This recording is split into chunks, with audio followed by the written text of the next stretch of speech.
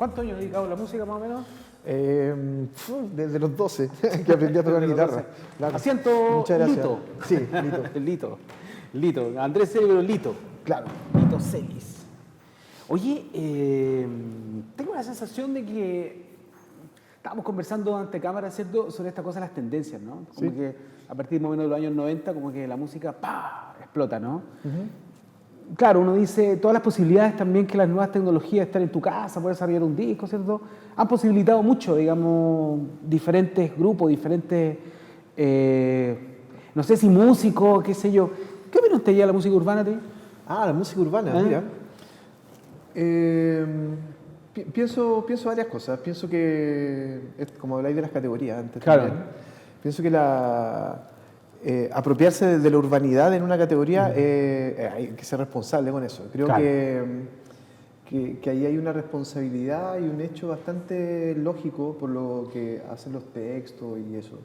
Creo que hay una cierta como mala onda con la música urbana desde músicos más viejos, de tendencias más viejas, por verla como un fenómeno destructivo de la música. Claro. Yo no tengo esa idea. Creo que si uno, o sea, en mi posibilidad de haber estudiado, de estudiar la música y las tendencias musicales o las líneas musicales desde no sé, el siglo XIII en adelante, al mirar la historia tú te puedes dar cuenta que son fenómenos que van ocurriendo constantemente.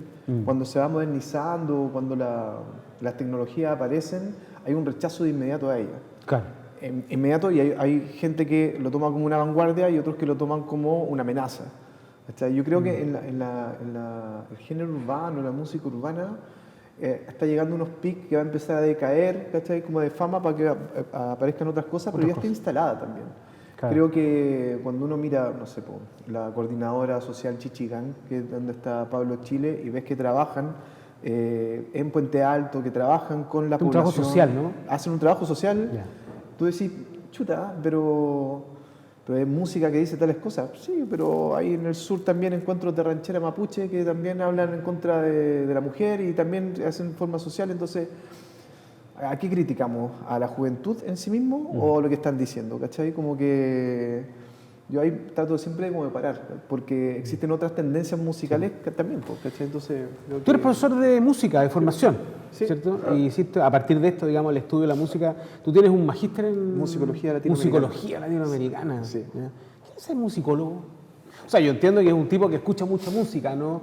Establece categorías, análisis, ¿cierto? A mí me parece fundamental que se estudien, en realidad que se estudie todo, ¿no? Porque Claro. es la manera de poder establecer ciertos parámetros de análisis, para poder establecer, para poder entender la historia, yo creo, ¿no? Claro. Yo tengo la idea también de que el ser humano debería leer y debería entender el arte en general, en todas sus representaciones, para entender la condición del hombre en un momento determinado, ¿no? Y por eso es que es tan importante.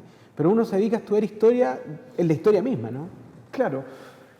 En la musicología, por ejemplo, no estudia solo la historia de la música, sino que estudia la historiografía de la música. ¿Qué significa eso? La forma en que se ha dicho la historia de la música, ¿cachai? Entonces, la musicología que estudia la música como fenómeno permite que uno como musicólogo tenga una capacidad de análisis de la música o de los fenómenos sociales que están alrededor de la música, como otra mirada.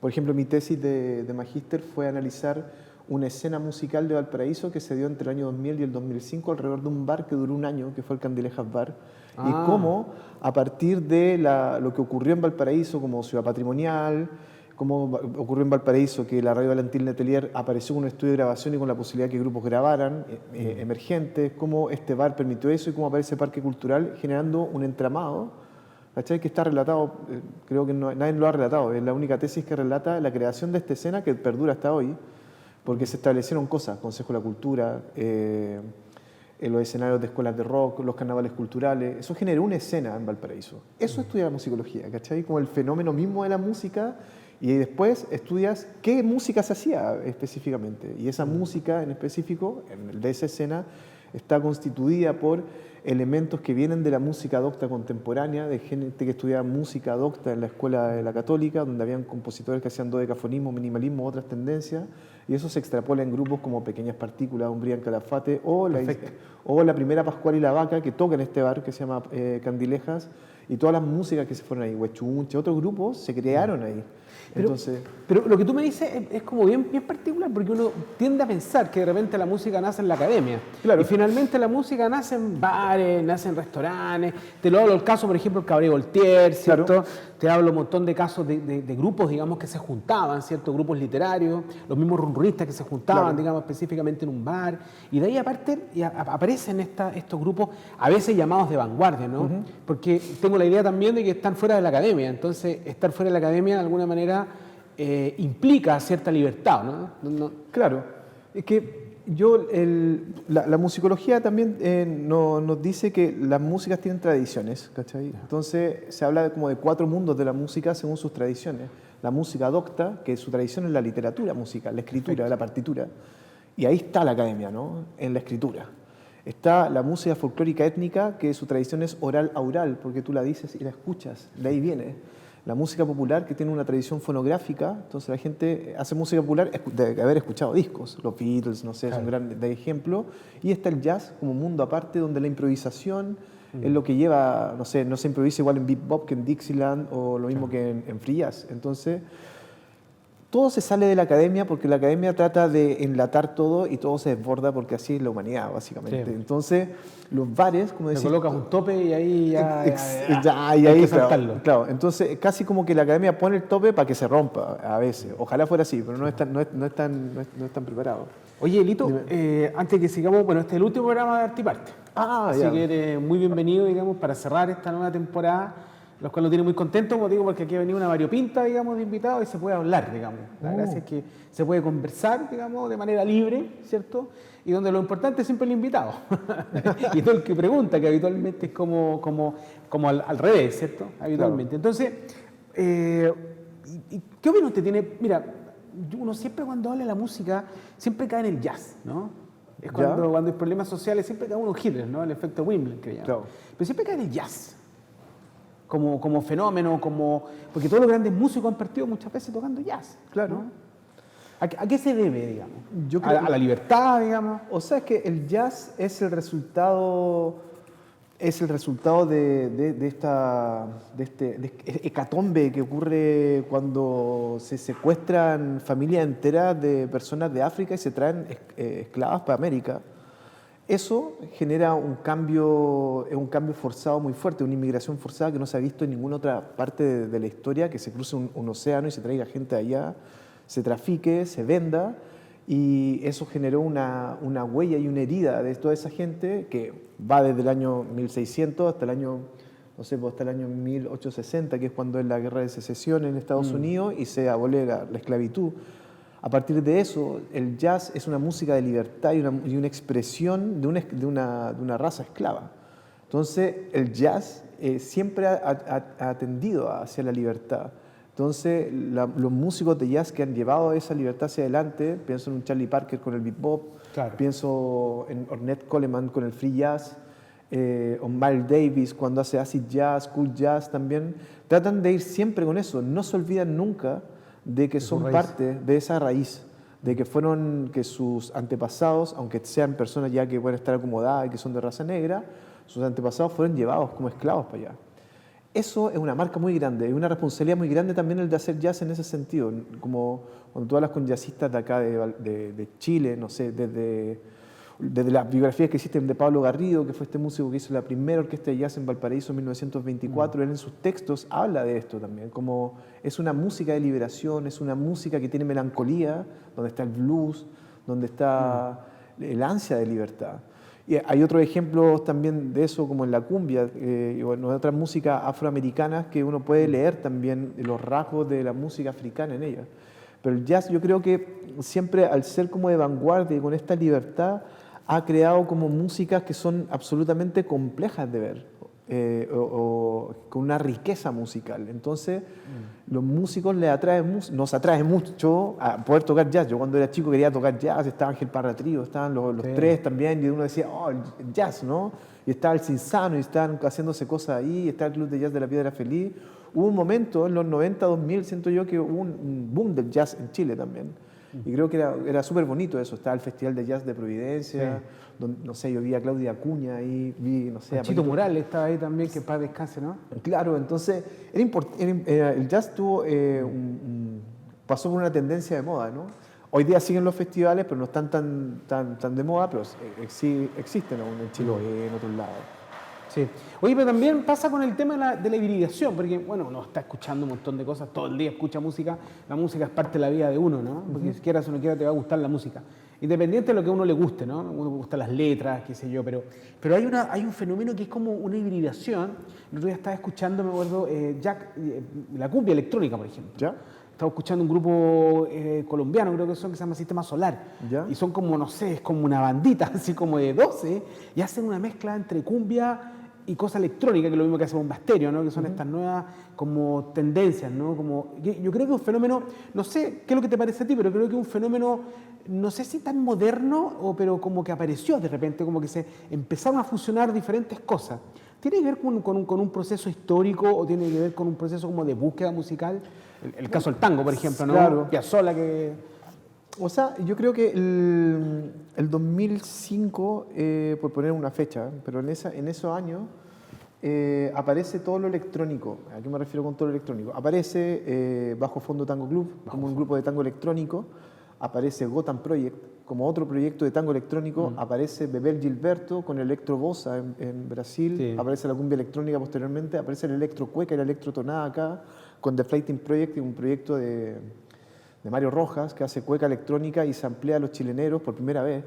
Entonces hay búsquedas en esa época que tiene que ver, el 2005 es un año importante porque se firman todos los TLC con Asia y empiezan a llegar todas las tarjetas de sonido en masa por primera vez.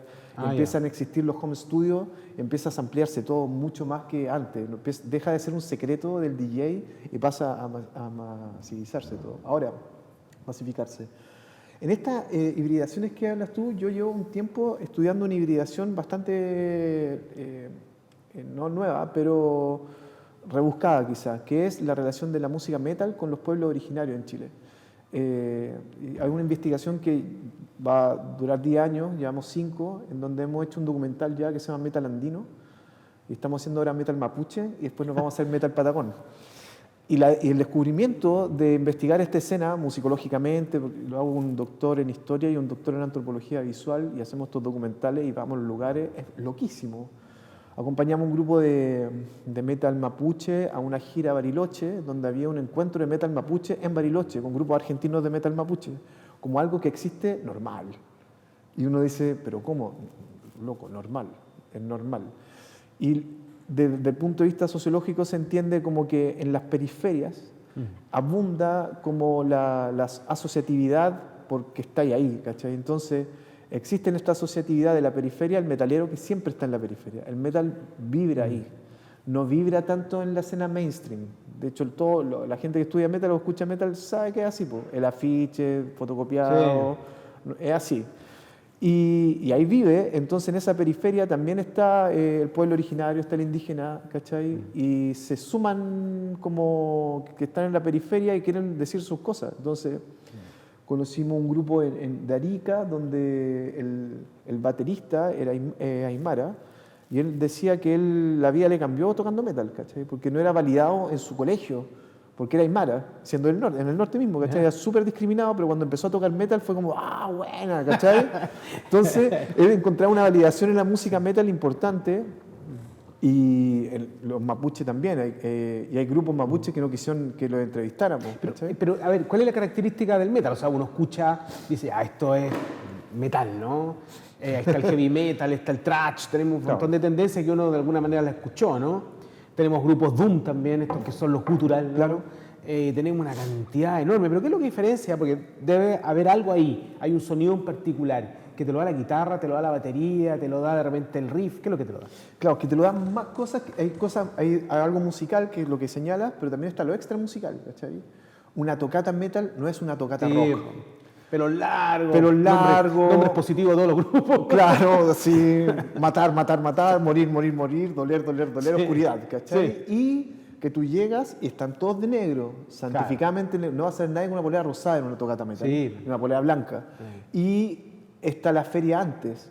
Antes de llegar a la tocata siempre hay una feria donde se venden los productos. No tenía otro lugar donde comprarlos que no sea en la feria metal, ¿cachai? Los parches. Entonces, ahí es donde la musicología lo ve como una cultura musical, ¿cachai? Se entiende. Entonces, en esa cultura musical se juntan todos. Y el metal es súper flexible en ese sentido. Siempre lo ha sido, desde su inicio en Chile, al menos, que era en plena dictadura, tocaban grupos punk, metal, Sí, no había bueno. separación. No había separación Todos porque juntos. todos juntos. En el Manuel Plaza se hacían los stages y Sí, saltando po. uno para el lado del otro. No, y hay relatos como que llegaban como, no sé, llegaban los milicos, llegaban carabineros como a echarlos, pero se estaban pegando, entonces no sabían qué hacer, ¿cachai? Como- El mocheo, po. el mocheo ahí estaban, no sabían qué hacer, pero no podían destruir Pero la fíjate plata. que en Estados Unidos, Slayer, por ejemplo, es un grupo que tiene escuela. Sí, po. O sea, Tom Araya, este chileno, hace escuela. Entonces, muchos de ellos generan otros metaleros, además, digamos, con grupos, hacen producción de otros grupos, qué sé yo, porque, claro, es un fenómeno masivo. O sea, Es masivo y como el metal pega mucho en la adolescencia, que tiene Sí. esta cosa de ta, ta, ta, ta, ta, ta, ta, ta, De y, pulso. y la rabia contra el mundo. Y el que es metalero en la adolescencia nunca más deja de serlo. O sea, cuando tú hablas tocatas metal, en el fondo están los más viejos así como mirando así, y cabeceando nomás, tranquilamente. tranquilamente. No están adelante del mocho, van a escuchar música, ¿cachai? Van a verlo y hay sonistas que se han preparado para ser sonidistas de metal. No sé, la última tocata que fuimos a ver un grupo que se llama Bilú, que es de unas chiquillas que cantan como metalcore, súper gutural y que trabajan con una comunidad mapuche de Peñaflor. Ah, Entonces se sube un compañero mapu vestido de mapuche con una compañera vestida de peñi, o sea, de machi, y están con cultrum, con trutruca, y están todos los metaleros cabeceando así a lo mapuche con los compañeros ahí, ¿cachai? Entonces, y eso era en Mundo Mágico, en ese escenario ya, que quedó perfecto. ahí era, entonces era súper loco ver lo que era Mundo Mágico ahora con el metal, y era Halloween, entonces estaban todos muy vestidos, entonces había una producción, entonces sí, esto alucina, ¿cachai? Alucina ahí con la escena del Claro. metal mapuche en específico, o los metal y pueblos originarios. sí. A mí hay un fenómeno que me gusta harto, que es una mezcla también, que es el famoso metal industrial, ¿no? Tenemos a Reznor, tenemos Claro. a varios más que han hecho producción musical. De hecho, Reznor le hizo la producción musical uno de los últimos, no sé si el último, pero de los últimos en realidad, David Bowie, ¿no? Que aceptó trabajar con él, ha creado el sonido de Marilyn Manson, que es un tipo que me gusta mucho a mí, Reznor. Tiene onda, ¿cierto? Incluso él hace sonidos de un montón de videojuegos porque se han ido emigrando. Sí, po. Ha hecho todos los sonidos del qué sé yo, del Quake, y no sé, Reznor ahí metido como en diferentes áreas, más que produciendo, haciendo mucha producción musical. Entonces, cuando uno habla de producción musical, ¿a qué se refiere? Ah, mira, qué interesante. Yo tiendo a pensar en la producción musical como una mirada curatorial sobre la obra, Ya. ¿cachai? Como la posibilidad de tomar una música, expandirla, comprimirla, moverla, pero con una línea estética que vaya hacia alguna parte, ¿cachai? De conversar con el músico, de hacia dónde va. Yo creo que las escuelas de producción musical como las del rock progresivo, hay una escuela ahí grande, Sí. ¿no? Del sonido Canterbury, buscar un sonido, ¿cachai? Como que no solo vale hacer rock Hablemos progresivo. de Jethro Tull, ¿cierto? Claro, Jethro Tull, Hatfield and North, no sé, Camel, ¿cachai? Como que hay un Temas larguísimos, ¿no? Claro, King Crimson, ¿no? King Crimson, pero hay un sonido además, ¿cachai? No es Ya. solo la música en sí, ya están los músicos Sí. que tocan, pero tiene que sonar de una forma, ¿cachai? Tiene que, a diferencia de la música docta, como te decía, que está todo escrito y está dicho cómo tiene que sonar, acá no sabemos y podemos seguir experimentando, de cuándo ponemos el micrófono, si queremos hacer una reverb gigante o no, y eso va a generar una humedad en la canción, ¿cachai? Y esa humedad es la que piensa el productor y dice, ¿sabes qué? Vamos a hacer que esto genere esta vaporosidad. Como por ejemplo, la Violeta Parra era súper productora de su música, su último disco, las últimas composiciones, se cambió de sello porque se podía cambiar de estudio, y en ese estudio estaba Juan Torrejón, que había creado una reverb artificial. Por eso es el único disco de la Violeta que tiene reverb, porque ella lo quiso, ¿cachai? Ah, perfecto. Ella quiso que estuviese eso. Entonces ahí tú te das cuenta cómo el músico también, en esa época que no había una producción musical tan desarrollada en Chile, buscaba su propia producción musical.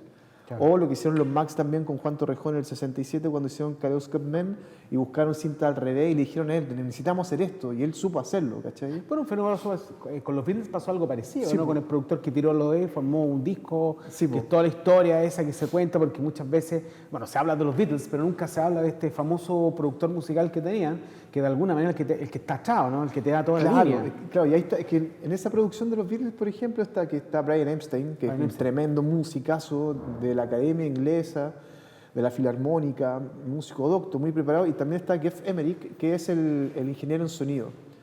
Entonces, ambos como que tenían, los Beatles se le ocurrían ideas y ellos como que las llevaban a cabo de una forma increíble. Geoff Emerick logró hacer que sonara el bajo como quería Paul McCartney para el Sgt. Pepper, cambiando la polaridad de un amplificador igual del que tenía y lo transformó en un micrófono. Entonces, así lo grabó.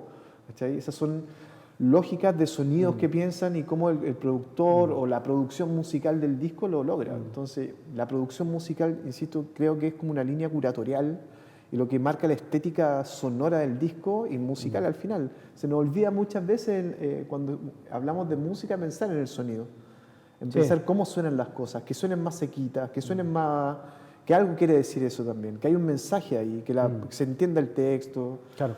Escuchar a Jack White, por ejemplo, uno escucha esto, que él tiene amplificadores análogos, entonces no le gusta lo digital, entonces la guitarra que ocupa, entonces tiene un sonido particular que tú logras entender el tono de ese sonido, ¿no? Claro. Pero eso ya te hace, uno tiene que agudizar, digamos, harto, digamos, para entender por qué suena así. Porque totalmente uno escucha música, incluso cuando uno agarra un disco, dice, del disco te pueden gustar 3 temas.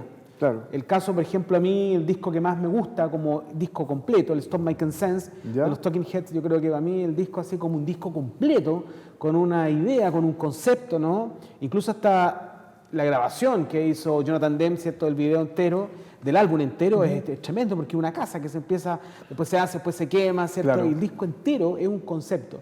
Y de ahí un par de discos más, pero habitualmente uno tiene la costumbre de que me gusta este tema, y ocupar el tema, qué sé yo, pero como encontrar discos que tengan como el concepto completo, es re difícil, ¿no?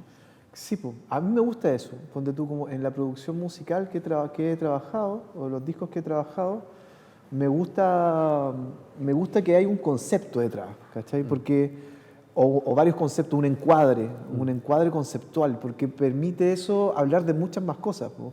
Desde la carátula, desde el sonido, desde los filtros, por qué filtrar la voz, ¿cachai? Más que por un efecto pop, sino que porque se va a hablar de la fotocopia, ¿cachai? Podéis generar muchas capas de interpretación de la obra, generando obra. Y eso es lo que yo creo. Sin ir más lejos, lo que hizo los 8 bolas acá en la región con Genio y Figura, ¿no? De Pablo de Roca, de Pablo de Roca, encuentro un disco que es genial, así que buenísimo. El primer disco, el primer tema te abre un mundo, así, chuta, con la voz de él más encima, Sí, o sea, con la música de fondo y te da toda una idea. Y el disco entero es Pablo Roca, o sea, cuando tú lo mires, de repente se escapan, ¿quiénes son? Dice, son los 8 bolas, pero a mí me parece un disco magnífico, me gustó mucho. Sí, o sea, y hay tradición en eso, siento yo. Hay discos que yo creo que en América Latina, creo que hay discos que son como grandes columnas que soportan como la música popular en América Latina. Me refiero a Alturas de Machu Picchu, por un lado, y también me refiero en los jaivas como a obras de Violeta Parra, que creo que es un disco impresionante, con un sample de Violeta Parra entre medio. Creo que Artaud de Pescado Rabioso, de Spinetta, en Argentina, creo que es un disco que cumplió 50 años y sigue siendo muy fresco hasta el día de hoy, cómo está grabado, cómo suena lo que dice, la profundidad de lo que dice, cómo los textos hablan de Van Gogh, Spinetta, Artaud juntos. Luego el disco Construcción de Chico Buarque, del año 70, el tremendo disco que cita el Sgt. Pepper, ¿cachai? Porque ocupa la misma lógica de presentar una canción antes y después. Entonces, y está el tema construcción mismo, que es una gran construcción. Entonces, pienso en esos discos que son, o pienso en el disco Tranza de Caetano Veloso también de Brasil, que creo que es un disco que hace, que genera un cambio como en la mirada del cantautor, como los brasileños creo que se atreven a ser cantautores donde superan la guitarra y la pueden mezclar con lo que quieran. Está la María Bethania también ahí. Exacto, que es la hermana de Caetano. Pero en discos conceptuales creo que esos que te estoy diciendo son como discos soberanos de América Latina. Y en Chile hemos abandonado, creo que La Espada y la Pared podría ser un disco conceptual de los tres. Es tremendo. Es tremendo y que también cita a Sgt. Pepper, hacen lo mismo. Oye, eso te quería preguntar, ¿por qué se dice que, bueno, la historia siempre, los Beatles, pero ese tema en particular? A mí me gusta el disco Revolver en lo particular, que es la vuelta de ellos, de la isla contra Ray Chancá, ¿cierto? Y todo. Pero Sargento Pepe, esto marcó, fue el antes y el después de la música. ¿Por qué motivo? Primero porque el primer, no lo digo yo, sino que lo dice la historia de la música. el primer disco que se le considera álbum, es primera vez que se le dice un disco álbum porque tenía páginas y era como un álbum. Ya. Esa es la primera cosa que uno puede decir. Lo otro, que trabaja mucha gente para el disco. O sea, Peter Blake, que es el que hace la carátula, se demora meses en hacer la carátula. Lo hace en tamaño... Que hasta el día de hoy están buscando cada uno. Es que en el vinilo, ¿cachai? En el vinilo original y en el que salió desde la edición de los 50 años, salen las personas por detrás con todos los nombres. Son mucha gente. Y mezcla a Bob Dylan con Marilyn Monroe, con Carlos Marx, Claro. con Mohamed Ali, como una cultura pop. Es una revelación de la cultura pop.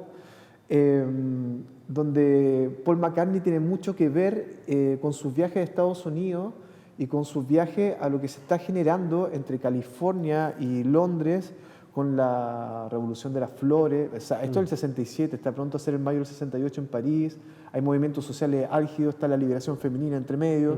Entonces hay un movimiento psicodélico que está funcionando también en Inglaterra y los Beatles se suman ahí, ¿cachai? Como que hoy en día se sumarían a la música urbana, ¿cachai? Como a las tendencias de mayor vanguardia. Y lo que pasaba en Inglaterra es que estaban los artistas visuales, estaban pintores, actores, músicos, buscando en estos barrios donde estaban distintos tipos de inmigrantes. Estaba la Factory, ¿no? De Andy Warhol, ¿no? Sí, o sea, en Estados Unidos sí, pues entonces Sí, se visitan, ¿cachai? Se mueven Sí. y andan buscando. Los Beatles son unos buscadores de referencia en todos lados y la meten todo en la música. Entonces Sgt. Pepper es como... Podríamos estar hablando muchos programas sobre Sgt. Pepper porque cada canción tiene algo, pero la producción misma del disco es superior, ¿cachai? A lo que habían hecho antes, en el sentido en que apuestan muchas cosas porque quieren dejar de ser ellos.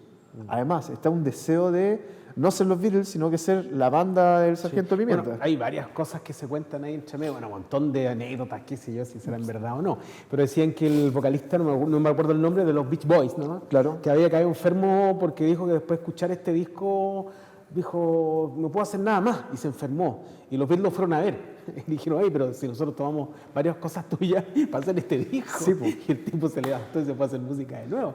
O sea, yo me imagino como tiene que haber quedado la mayoría de los músicos, a ver cuando sale ese disco, sale ese tema, ¿cierto? Y aquí ya no hay nada más que hacer, ¿no? Y claro, y además porque hacen algo los Beatles que no había hecho la música pop hasta ese momento, yo creo, o el rock, o como queramos llamarlo, y es que es ocupar el estudio de grabación como un instrumento. O sea, ya dejaron de sonar en vivo. Y ahí, eso lo empiezan en el Revolver con Tomorrow Never Knows, que es cuando hacen esta seguidilla con 7 ingenieros tirando los samples que habían grabado todos, ¿cachai? Para poder hacer la grabación, pero ya en el Sgt. Pepper como que eso explota. Ya. Entonces tocan con una orquesta filarmónica, mezclan muchos instrumentos, puede que no los toquen ellos, no se puede tocar en vivo el disco. Es un disco, ¿cachai? De estudio. Sí, fíjate que, bueno, yo vi el documental Jet Back, no sé Sí, si lo viste, sí. que son retazos, digamos, de grabaciones, filmaciones de ellos, y ahí uno se da cuenta, rompe varios mitos. Primero uno Sí. dice, los Beatles eran todos talentosos. Súper aquí buenos no todos, había po. uno que era mejor que el otro, porque dicen, no, porque John Lennon era superior a Ringo Starr. Mentira. No, son eran los todos cuatro, eran unos genios. así. Súper bueno. O sea, claro, en Get Back de eso. O sea, yo creo que esa... Y la Yoko Ono tejiendo en un lado, entonces tuvo nada que ver con la separación. No, nada que ver, y estaba